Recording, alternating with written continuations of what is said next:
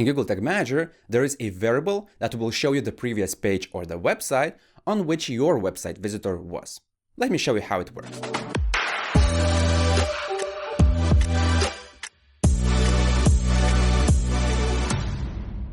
Hey, my name is Julius and welcome to the Analytics Mania YouTube channel, where I teach how to work with Google Tag Manager and Google Analytics. And if you want to stay up to date with GTM, then consider subscribing to this channel. In this video, we will take a look at a variable called refer. It shows the URL of the previous page from which the website visitor has opened the current page. However, there are some nuances and limitations that you must understand. Let's take a look. Refer is one of the built-in variables in Google Tag Manager, and you can find it by going to your Google Tag Manager container, then click Variables, and then you will see it right here in the built-in variables section. If you cannot see it, then you should click on Configure and then enable it right here by clicking this checkbox. Now let's take a look how this variable works in action. I will click the preview button in the top right corner, then enter the URL of the website where I want to test this and click Connect. Once I see that the preview mode of Google Tag Manager is connected, I will click any link that will open another page of this website. For example, let's say catalog. Now I have another page view, and let's go to the preview mode of Google Tag Manager. Here I see the first page view, and here I see the second page view. On the second page view, let's click the container loaded event, for example, and then go to variables tab right here. Here I will see that the refer is the URL of the previous page, which is homepage, and then some parameter that was added by the preview mode of Google Tag Manager. Now, if I click on, let's say, product page, and then go to the preview mode and click on the new container loaded, for example, or any other event, for example, consent initialization, I will see that the refer is now a different URL, but that is the list of all products, and now I am on a particular product page. This variable takes the value from a thing called document.refer. In this video, I will not be diving deeper into the technical nuances of the refer, but basically what you need to know is that document.refer is a value of the previous URL that you can access on a website with JavaScript. In fact, we can do that right now. I can go to the website, then open the developer tools by clicking three dots right here, more tools and developer tools. Then in the console tab, I will click this icon to clear everything, and then I can enter document.refer. And this is the URL of the previous page. If you're trying to apply this on your own website and document.refer returns an empty value, this means that document.refer is not available on that particular page because of maybe some configuration on a website or maybe some configuration in the browser. And in that case, there is no workaround. But if you can see the document.refer value right here or right here, then it means that you can use this variable for your tag management needs. And later in this video, I will explain several examples of where this variable can be useful. However, keep in mind that there are some limitations on the document.refer, and it will not always return the full URL of the previous page. I explained those limitations in greater detail in my blog about this variable, so if you want to take a look at it, I will post a link below the video. When you land on a website and you want to access the refer, that refer basically is affected by two large factors. The first one is what is configured or what is set on the previous page or on the previous website, and the other one is the configuration of your own website that you're using to browse that site. An example in this part could be a meta tag that sets a thing called refer policy. Or in other words, what kind of information will the page provide as a refer to other websites when a visitor navigates from their website, let's say, to your website? Let's take a look at one example. Here I am on Google search, and if I do the right click and click inspect, and then start looking for something that says refer, you will see that there is one meta tag that has the name refer and the content is origin. So this means that Google on its own website has set the refer policy to be origin. Now, what does it mean? Below this video, I will post a link to a documentation of different refer policies. Here we can scroll down, and this is the list of possible refer policies. One of them is origin. Now let's scroll down and see what does it mean. Origin means that it sends only the domain of the previous website. So in other words, if I now click on my own link right here and I land on my website, the only thing that I will be able to access with the refer of the previous page, or in other words, the Google search, is just the domain www.google.com. And of course, the protocol right here. Everything that comes after, including the search query, will not be accessible. This referrer policy was configured here by Google's developers. Now let me click this link and I will check what is the final result. Here I am on the website and I will click the console. I will clear it and then enter document refer. And as you can see right here, we have only the host name and the protocol of the previous page. This is the reason why you cannot see organic keywords when people find your website via Google search. That referrer policy meta tag is not required on websites, and for example, your website might not have it, but developers might specifically configure it right here if they want, if they want to increase the privacy and the security of their website users. And if you indeed see the referrer policy on your website, its value might be something different, not necessarily origin. As I've said, there are other policies available right here. Another example where developers might remove the refer and actually prevent the next page from knowing the previous page is by using the following parameter on links.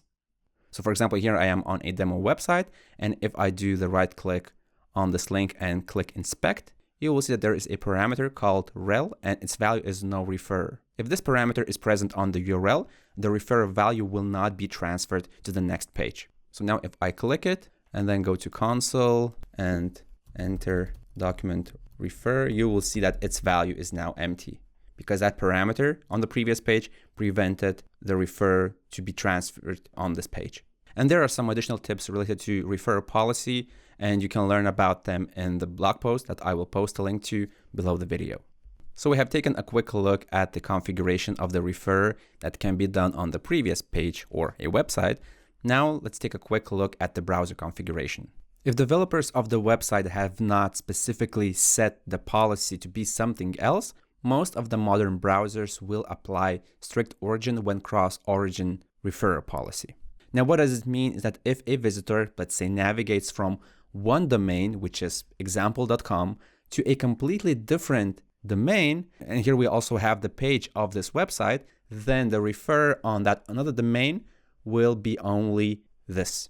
As you can see, there is no page that was right here. So you cannot know specifically from which exact page of that example.com that the visitor come to your website. That is why if you check the referral data in your Google Analytics reports, you will now only see the domains of the websites from which visitors came to your site, not the full URLs. However, things get trickier when it comes to your own website. For example, maybe you have two subdomains.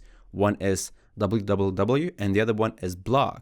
As you can see, both websites belong to the same domain. They are just different subdomains. Now, if your developers have not specifically set a different referrer policy on this website, you will also not be able to see that page from which your visitor came. You will only see the domain and subdomain. But if you're working with the same subdomain and the visitor goes from page 1 to page 2, then on that page 2, you will be able to know from which previous page of your website did the visitor come. So as you can see, the referrer is full of nuances and you have to keep them in mind. In fact, there are even more nuances that you should keep an eye on. And since the entire industry and the landscape is changing, I highly recommend checking once in a while a wonderful resource by Simo Ahava, and that resource is cookiestatus.com. I will post a link to this resource below the video. On this website, you can learn how different browsers behave when it comes to things like cookies, refers, and some other things related to privacy. So once you click that link, you can scroll down, and here you will see a table with the most popular browsers in the market. And if you scroll down even more, you will see that there is one row that is called refer. And here you will see how different browsers behave when it comes to referral. Most of them are using the default policy, which is strict origin when cross-origin, and I have already explained what that is. However, several browsers do some additional stuff that you can learn more about right here. And now let's take a look at the final part of this video, where I share several ideas of where you can use the refer in Google Tag Manager and how can it be useful. If you're already finding this video useful, then consider subscribing to my YouTube channel and stay up to date with Google Tag Manager and Google Analytics. Example number 1. Let's say that you have one thank you page and you have 3 landing pages, and when a visitor submits the form on any of those landing pages, all those visitors are redirected to the same thank you page. And the URL does not change, therefore you don't know from which exact form did that visitor come. If the landing pages and the thank you page are on the same subdomain, then on the thank you page, you will be able to know the URL of the previous page. So if on that thank you page you want to fire, let's say, a generate lead event to your Google Analytics 4 property, then you can include a parameter that you can name, for example, form URL, and its value will be the referrer, or in other words, the URL of the previous page before the visitor landed on your thank you page. Example number 2. You can use the referrer in order to prevent some random thank you page visits. Now let me explain what I mean. Let's say that you have a landing page, and when a visitor submits a form on that landing page, the visitor is moved to the success page, or in other words, the thank you page. But then also let's say that a visitor after 24 hours checked the browser history and then revisited that thank you page once again.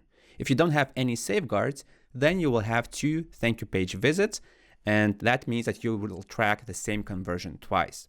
But if the visitor lands on this thank you page from the browser history link, or maybe, for some reason accidentally your thank you page is also indexed by Google and your visitors can find that thank you page from there, their referrer will not contain this URL. It will be something different. It might be empty, it might be google.com or something else. But if the visitor lands on the thank you page from your landing page, then the referrer will be correct. So you could update your thank you page trigger in Google Tag Manager to also check the referrer. And it could look something like that.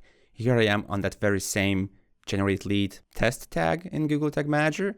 And here I could create a trigger by clicking anywhere right here, then clicking the plus icon, and then selecting the trigger configuration. Here I should select the page view trigger, for example, but again, that depends on your website and your configuration.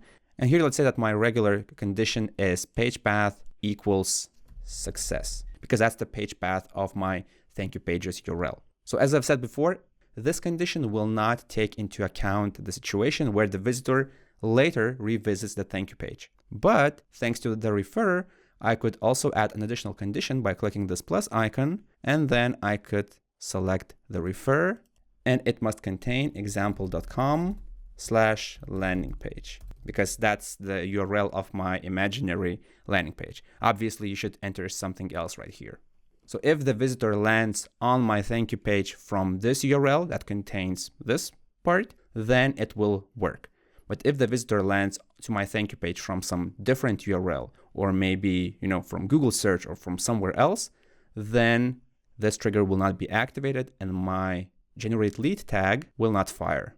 And that is how the referrer works in Google Tag Manager. Remember, the referrer is getting more and more limited. Many browsers now downgrade the value of the referrer just to the domain. That is why you do not know the exact URL. Also, keep in mind that if a visitor directly enters your website's URL in the browser's address bar, the referrer will be empty. If you found this video useful, hit the thumbs up button below the video because it helps me continue working on this channel. Also, if you want to learn more about Google Tag Manager or Google Analytics 4, then consider subscribing to this channel. My name is Julius, this is Analytics Mania, and I'll see you in the next video.